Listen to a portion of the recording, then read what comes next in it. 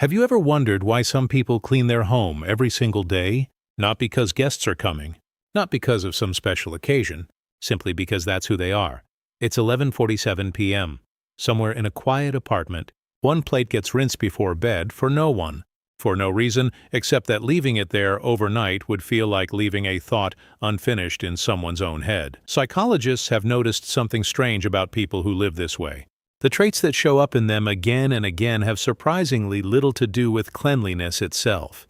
And one of those traits explains something you've probably experienced but never had a name for. Why some people can't relax for a second in a messy room, while others walk through the exact same mess and don't even register it. By the end of this, you will not be able to look at a wiped-down kitchen counter the same way again. Today I want to walk you through 7 traits that psychology quietly links to people who clean their homes every day.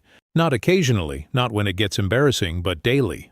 Without needing motivation, without needing a reminder. Not surface-level traits. The real ones, hiding underneath the vacuum cleaner and the folded blanket. And somewhere in this list, I think you're going to recognize yourself, or someone you love, in a way that catches you a little off guard. Let's start with the trait that explains almost everything that follows. They have an unusually low tolerance for unfinished things. Psychologists call this a strong need for cognitive closure. It's the discomfort that builds inside someone when something is left incomplete. A half-answered question, an unread message, a pile of laundry silently waiting on a chair. For most people, that discomfort stays faint enough to ignore for days. For these people, it doesn't fade. Their mind treats an unfinished task almost the way your stomach treats hunger. It doesn't stay quiet in the background. It keeps asking to be resolved. So when someone wipes the counter right after cooking, they're not performing tidiness for an audience. They're closing a loop their own brain refuses to let go of, whether they've ever thought about it in those words or not. That's the mechanism. Now here's where it gets more specific, because the next trait isn't just mess bothers them too. It's something sharper than that. They've built an internal locus of control, often without ever hearing the term. This one isn't about discomfort with clutter. It's about where a person believes power actually lives in their life. Most of the world refuses to cooperate with anyone. Traffic doesn't ask permission. Neither does a difficult boss, a delayed paycheck, or a plan that fell apart for reasons that had nothing to do with you. A kitchen counter, though, doesn't get to disobey. A folded blanket stays folded. And for someone whose sense of control has been chipped away by everything outside their reach, restoring order to one small, contained space becomes a quiet way of proving something to themselves. I can still act. Something here still listens to me. That's not a discomfort response. That's a person rebuilding a sense of agency, one surface at a time. Which brings us to something people almost never connect to cleaning at all. They process emotion through motion instead of sitting inside it. There's a term in psychology for this, behavioral activation, and it explains something most people overlook completely. When someone is anxious and sitting still, their body stays wound up with nowhere for that energy to go. But movement, especially a physical task with a clear beginning and a clear end, gives the nervous system somewhere to release what it's been holding on to. This is why a bad day sometimes ends with someone reorganizing a drawer that had nothing to do with what actually hurt them. Now, to be fair, that's not always healthy. Sometimes cleaning really is a way of avoiding a feeling instead of facing it, and it would be dishonest to pretend otherwise. But more often than not, especially for people who do this consistently and calmly, it isn't escape. It's the body finding its own way back to balance, one small completed task at a time. Underneath all of that motion, though, is something quieter. Something almost tender. They treat their environment as an extension of their self-worth. Not in a vain way, in a private way, a way no one else ever sees. Somewhere along the line, without ever saying it out loud, they came to believe the space they live in reflects what they think they deserve. So when someone wipes down a counter or makes a bed no one else will witness, they're not doing it for anyone watching. They're doing it for the version of themselves who has to come home to that room tonight, and again tomorrow morning. Ask yourself honestly, when you walk into a clean, ordered space after a long day, is there relief in that? A small exhale you didn't realize you were holding?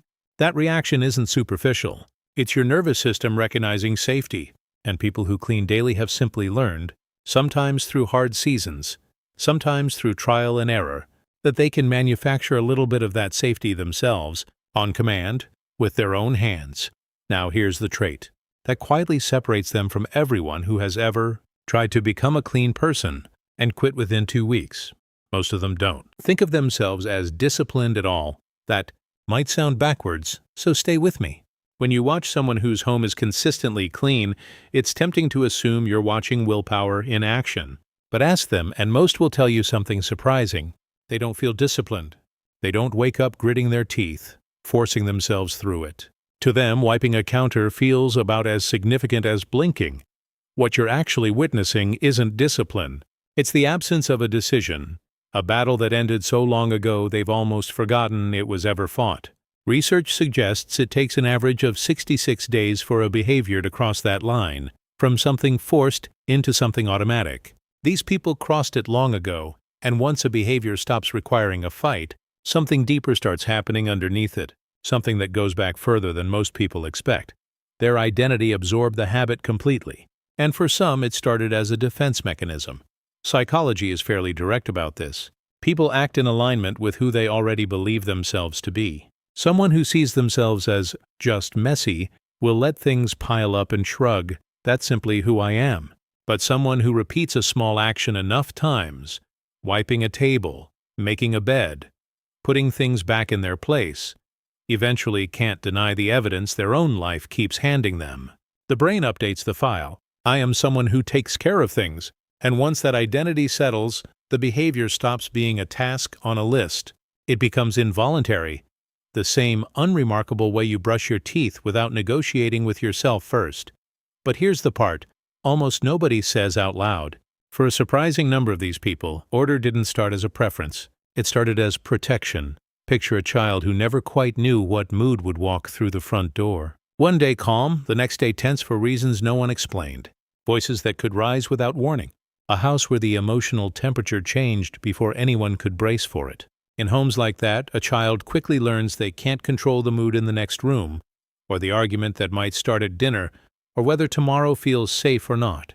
But they can control one corner of their own space, a made bed, a tidy shelf. One small square of the world that stays exactly how they left it, no matter what else is falling apart around them. Psychologists point to exactly this pattern, that people raised in unpredictable households often learn early that a controlled environment is one of the only things a child can actually manage when nothing else holds still. Cleaning for them was never really about tidiness. It was one of the first tools they ever found for creating safety with their own 2 hands. And decades later, long after the reason has been forgotten, the habit remains, quietly doing the same job it always did. That reframes everything you've heard so far, doesn't it? This was never only about liking order. For some of these people, it's the echo of a much older need finally being met. Which brings us to the trait most people assume they already understand, right before it surprises them. They are wired to feel their environment more intensely than most people do, and it's not the reason you'd expect. You might assume this simply means clean spaces feel good to them and messy ones feel bad, and yes, that's part of it. But there's a layer underneath that most people never consider. Some individuals process sensory input more deeply than others, a trait researchers sometimes call sensory processing sensitivity. For these people, a room isn't just seen. It's absorbed texture, light, disorder, all of it registering at a level closer to instinct than thought. And here's the surprising part. This isn't a flaw to manage or grow out of. Research increasingly links this kind of environmental attunement to a subtler form of empathy, a heightened ability to pick up on what's happening in a room and in the people inside it before anyone says a word. The same wiring that makes a cluttered room feel unbearable to them is often the same wiring that makes them notice things everyone else walks straight past. The mess isn't just uncomfortable to them, it's loud, in a way most people will never have to experience. If you've ever felt your shoulders drop the instant you stepped into a quiet, ordered space, that wasn't in your imagination. That was your body being spoken to, in a language older than words. So if you recognize 2 or 3 of these traits in yourself, here's what I want you to take from all of this. More than anything else, this was never really about cleaning. The counter, the bed, the folded laundry, those are just the visible edges of something happening much deeper. Underneath all of it is a person quietly telling themselves, in the only language their nervous system fully understands, that they are safe, that they are capable, and that they are worth coming home to. So the next time you see someone wiping a counter before bed, or notice yourself doing it without quite knowing why, pause for a second before you dismiss it as nothing. Ask yourself whether they're really cleaning the room or quietly calming something much deeper inside themselves, something that started long before the mess ever did.